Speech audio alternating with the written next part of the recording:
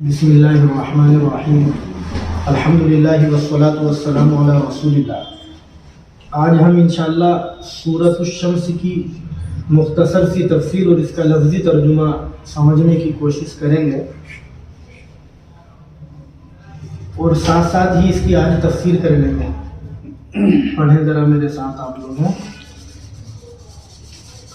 اعوذ باللہ من الشیطان الرجیم، اعوذ باللہ من الشیطان الرجیم، بسم اللہ الرحمن الرحیم، بسم اللہ الرحمن الرحیم، والشمس وضحاها والشمس وضحاها، والقمر اذا تلاها والقمر اذا تلاها، والنهار اذا جلاها والنهار اذا جلاها، والليل اذا يغشاها والليل اذا يغشاها، والسماء وما بناها والسماء وما بناها، والأرض وما طحاها والأرض وما طحاها، ونفس وما سواها ونفس وما سواها، فألهمها فجورها وتقواها۔ وألهمها فجورها وتقواها۔ یہاں تک اس لیے ایک ساتھ پڑھا ہے کہ اس صورت میں اللہ تعالیٰ نے 7 چیزوں کی قسم کھائی ہے۔ کتنی؟ 7 چیزوں کی۔ دیکھیں ہم لفظی ترجمہ۔ والشمس میں واو کا کیا ترجمہ ہوگا؟ قسم۔ میں نے بتلایا تھا سورت کے شروع میں جو واو آتا ہے عام طور سے اس کا ترجمہ قسم ہے، یہ کیا جاتا ہے چونکہ وہ واو قسم کے لیے ہوتا ہے۔ اور الشمس کہتے ہیں سورج، تو ترجمہ ہوگا قسم ہے سورج کی، وضحاها اور اس کی روشنی کی، والقمر اذا تلاها، واو کا ترجمہ وہی قسم ہے۔ القمر کہتے ہیں چاند کو، قسم ہے چاند کی۔ اذا تلاها، اذا کا ترجمہ جب، اور تلا کا ترجمہ وہ پیچھے آئے، ہا سورج کے، اس کے یعنی سورج کے، تو ترجمہ کریں گے قسم ہے چاند کی جب وہ سورج سے پیچھے آئے۔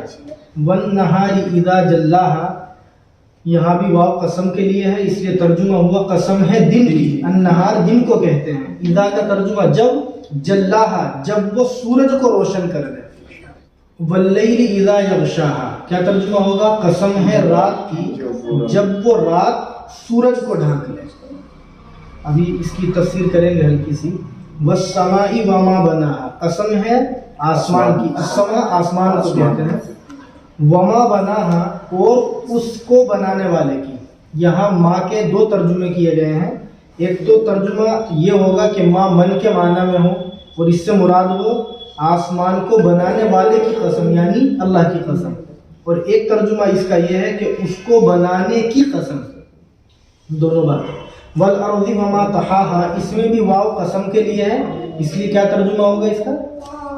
قسم ہے۔ الارض زمین کی، وما طحاها اور اس کو پھیلانے والے کی۔ یہاں بھی ماں من کے معنی میں ہو تو ترجمہ ہوگا کہ اس کو جس نے پھیلا ہے یعنی اللہ کی قسم، اور ایک ترجمہ وہ بھی ہے کہ اس کو پھیلانے کی قسم۔ وَنَفْسٍ وَمَا سَوَّاهَا، نفس کہتے ہیں جان کو، انسان کو، ترجمہ اس لیے ہوا قسم ہے نفس کی، وما سواها اور اس کو ٹھیک بنانے والا یعنی اللہ کی، اور ایک ترجمہ اس کو ٹھیک کرنے کی قسم، تو اب اللہ اس سے مراد نہیں ہوں گے۔ دیکھیے گا آگے۔ فَأَلْهَمَهَا، فا کا ترجمہ پھر، الہمہا اس کو سجھایا، کیا ترجمہ ہوگا؟ پھر سجھائی اس کو، فجورہا اس کی بدکاری، فجور کہتے ہیں بدکاری کو، وتقواہا واو کا ترجمہ اور، وتقواہا اس کی نیکوکاری یعنی برائی اور بدی، دونوں چیزیں اس کے اندر شامل ہو گئی۔ دیکھیے گا ان 7 چیزوں کی اللہ تعالیٰ نے قسم کھائی ہے۔ हल्की सी तफसीर इसकी समझें। पहली कसम किस चीज की है? सूरज की। और आगे फरमाया सूरज की रोशनी की। यहाँ बाद मुफस्सिरीन ने ये लिखा है कि ये वाव अलग से और के लिए नहीं है, बल्कि मतलब इस आयत का ये है कि कसम है सूरज की जब सूरज रोशन हो जाए। आप जानते हैं ज़ुहा अरबी में, उर्दू में कहते हैं चाश्ती का वक्त। चाश्ती का वक्त होता है जब सूरज थोड़ा सा ऊपर को चला जाए। तो उसी की अल्लाह ने कसम खाई कि जब वो सूरज से पीछे आ जाए, यानी जब सूरज निकलता है तो आप जानते हैं कि चांद की रोशनी खत्म हो जाती है, रात में चांद निकलता है। इसलिए इसका तर्जुमा और मफहूम क्या हुआ कि कसम है चांद की जब वो सूरज से पीछे आ जाए, यानी जब सूरज गुरूब हो जाता है तो 14वीं की जो रात होती है, यानी महीने का जो दरमियान है, तो सूरज के डूबते ही चांद निकलने लग जाता है। आपने देखा होगा एकदम नजर आता है। तो उसी की अल्लाह ने कसम खाई। और आगे कसम खाई दिन की, कि कसम है दिन की जब वो सूरज को रोशन करे। सूरज को रोशन करने का मतलब ये है कि जब दिन शुरू होता है तो धीरे धीरे रोशनी फैलती है और पूरी दुनिया के अंदर सूरज की रोशनी आम हो जाती है। और आगे कहा कि कसम है रात की जब वो रात सूरज को ढक ले, यानी जब रात होती है तो सूरज मुकम्मल तौर से ढक जाता है, अंधेरा हो जाता है। फिर आगे अल्लाह ने कसम खाई आसमान की और वमा बनाहा, उसको बनाने वाले की, यानी अल्लाह की कसम। और मैंने बताया बाद मुफस्सिरीन ने माँ को मज़दर के माना में लिया और तर्जुमा ये किया कि कसम है आसमान की और उसको बनाने की, यानी आसमान की ही कसम खाई है। फिर जमीन की कसम और जमीन को फैलाने वाले से मुराद अल्लाह है, क्योंकि अल्लाह ने ही जमीन को फैलाया है पूरी दुनिया के अंदर। और एक तर्जुमा वो भी है कि जमीन को फैलाने की कसम। और आगे कहा कि कसम है नफ्स की और उसको ठीक बनाने वाले की, यानी इंसान को अल्लाह ने मुकम्मल तौर से ठीक बनाया। अल्लाह ने यहाँ उसी की कसम खाई। यहाँ आगे देखें, फिर अल्लाह ताला ने सुझाया इंसान को उसकी बुराई और उसकी नेकुकारी। इसका आसान सा मतलब यह है कि जब इंसान को अल्लाह ने पैदा कर दिया और दुनिया में उसका वजूद आ गया और वो धीरे धीरे अपना वक्त गुजारने लगा, तो अल्लाह रब्बुल इज़्ज़त ने उसके अंदर नेकी और बुराई दोनों करने की सलाहियत पैदा फरमा दी। मजबूर नहीं किया, ना नेकी करने के लिए ना बुराई करने के लिए, अलबत्ता उसे अक्ल सलीम देकर के बाइख्तियार बना दिया कि सही रास्ता ये है, गलत ये है। आप सही को फॉलो करें तो जन्नत, और गलत को फॉलो करें तो आप गुमराही की वजह से जहन्नम। ये मतलब है कि अल्लाह ने इंसान को उसकी बदकारी और उसकी नेकुकारी सुझा दी, यानी उसे अल्लाह ने सलाहियत दे दी कि वो नेकी के काम करे या बुराई के काम करे। आगे देखें, पढ़ लें इसको। क़द अफ़लह मन ज़क्काहा, क़द का तर्जुमा तहक़ीक़, अफ़लह कामयाब हुआ, मन वो शख्स, ज़क्काहा जिसने उसको संवार लिया। मतलब इसका यह है कि वो इंसान यकीनन कामयाब हो जाता है, दुनिया में भी और आखिरत में भी कामयाब होगा, जिसने अपने नफ्स को संवार लिया, यानी उसने भलाई के काम किए और गुनाहों से वो दूर रहा और तक़वे वाली उसने जिंदगी गुजारी। आगे फरमाया वक़द ख़ाब मन दस्साहा, ख़ाबा का तर्जुमा नामुराद हुआ, तहक़ीक़ के नामुराद हुआ, मन वो शख्स दस्साहा जिसने उसको मलिया मेट कर दिया, यानी दबा दिया उसको। मतलब यह है इस आयत का कि जो इंसान सीधे रास्ते को फॉलो नहीं करता, ईमान को कबूल नहीं करता, इस्लाम के तकाज़ों को वो कबूल नहीं करता, तो अल्लाह फरमाते हैं कि वो इंसान नाकाम हो जाएगा। आगे देखिएगा, एक वाक़ये की तरफ अल्लाह ने इशारा किया है। कज़्ज़बत समूद बितग़वाहा इज़ इंबअस अश्क़ाहा, कज़्ज़बत समूद बितग़वाहा इज़ इंबअस अश्क़ाहा। कज़्ज़बत का तर्जुमा झुटलाया, समूद का तर्जुमा قوم سمود، آپ جانتے ہیں کہ حضرت صالح علیہ السلام کی جو قوم ہے اس کو قوم سمود کہا جاتا ہے، بتقواہا اپنی سرکشی سے، یعنی انہوں نے اللہ پر ایمان نہ لا کر کے اپنے آپ کو گمراہ کیا، اپنی سرکشی سے انہوں نے حضرت صالح علیہ السلام کی نبوت کو جھٹلایا۔ جب کھڑا ہوا، انبعث کا ترجمہ اٹھنا، کھڑا ہونا، اشقاہا ان میں کا سب سے بدبخت آدمی، ترجمہ کریں ان میں کا سب سے بدبخت آدمی۔ فقال لهم رسول الله ناقة الله وسقياها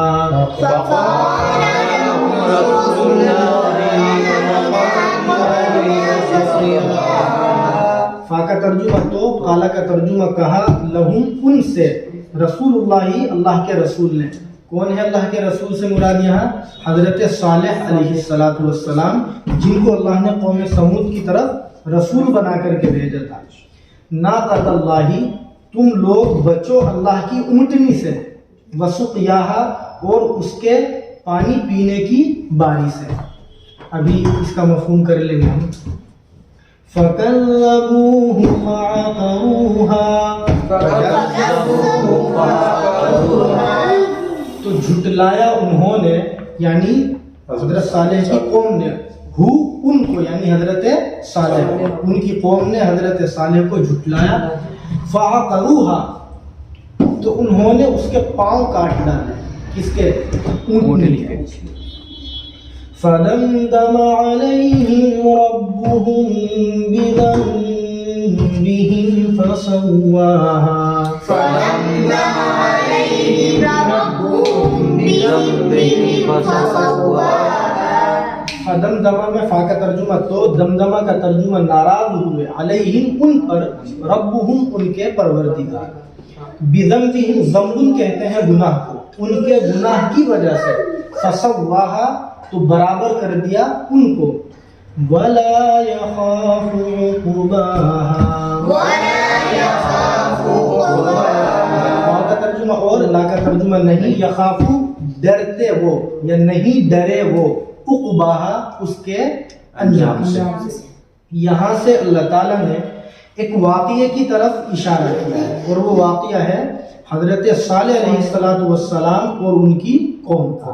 آپ موٹی سی بات یہاں یہ ذہن میں رکھیں، شورٹ میں خلاصے کے طور پر، کہ اللہ تعالیٰ نے دنیا میں جو اپنے رسولوں کو، نبیوں کو بھیجا ہے الگ الگ قوم کی طرف، ان میں سے ایک قوم ہے قوم سمود، جس کی طرف اللہ نے کس رسول کو نبی بنا کر بھیجا تھا؟ حضرت صالح علیہ السلام۔ چنانچہ جب انہوں نے ان کو ایمان کی دعوت دی تو انہوں نے ایک شرط لگائی کہ ہم آپ کو اللہ کا رسول مان لیں گے، اللہ پر ایمان بھی لے آئیں گے، آپ کی باتیں بھی مان لیں گے، لیکن ہمیں آپ اپنے رسول ہونے کی علامت اور نشانی دکھلاؤ۔ اور انہوں نے نشانی بھی خود متعین کی کہ یہ جو پہاڑ ہے اس سے آپ اونٹنی پیدا کر کے دکھاؤ، اور اس سے جو بچہ پیدا ہوگا، یعنی پہاڑ سے اونٹنی نکلے اور پھر اس سے بچہ پیدا ہو تو ہم آپ کو مان لیں گے کہ آپ اللہ کے رسول ہیں۔ عجیب سی بات۔ حضرت صالح علیہ السلام نے اللہ تعالیٰ سے دعا فرمائی تو اللہ تعالیٰ نے پہاڑ سے ان کی آنکھوں کے سامنے ایک اونٹنی کو پیدا فرمایا، اور وہ اونٹنی بھی وہ تھی جو گابھن تھی، حاملہ تھی، اس کے پیٹ میں بچہ تھا۔ اس نے ان سب کے سامنے بچے کو جنم دیا، اس کے باوجود بھی وہ ایمان نہیں لایا۔ کچھ نے تو یہ کہنا شروع کر دیا صاحب یہ جادوگر ہے اس لیے ایسا کرو۔ چنانچہ وہ اونٹنی جب پیدا ہوئی، اس نے بچے کو جنم بھی دے دیا، تو چونکہ وہ اپنی باڈی کے حساب سے عام جانوروں سے لمبی تڑنگی تھی، تو حضرت صالح علیہ السلام کی وہ اونٹنی جب وہاں پانی پینے کے لیے جاتی تھی، جہاں ان کے اونٹ پانی پیتے تھے، تو وہ زیادہ پانی پیتی تھی۔ پانی اس علاقے میں کم تھا تو لوگ ٹینشن میں آنے لگے، اور انہوں نے اس اونٹنی کے تعلق سے پروپیگنڈا بنایا کہ ہم اس کو قتل کر دیں گے۔ تو اللہ تعالیٰ نے یہاں فرمایا کہ صالح علیہ السلام نے، اللہ کے رسول نے ان سے کہا تھا کہ اللہ کی اونٹنی سے بچنا، یعنی اس کے ساتھ بدتمیزی مت کرنا۔ اور اس اونٹنی کو اللہ کی اونٹنی اس لیے کہا کہ اللہ نے اپنی قدرت کے ذریعے جو نیچرل طریقہ ہے اس سے ہٹ کر کے اس کو پیدا فرمایا نشانی کے طور پر، اور اس کے پانی پینے کی باری سے بھی بچنا.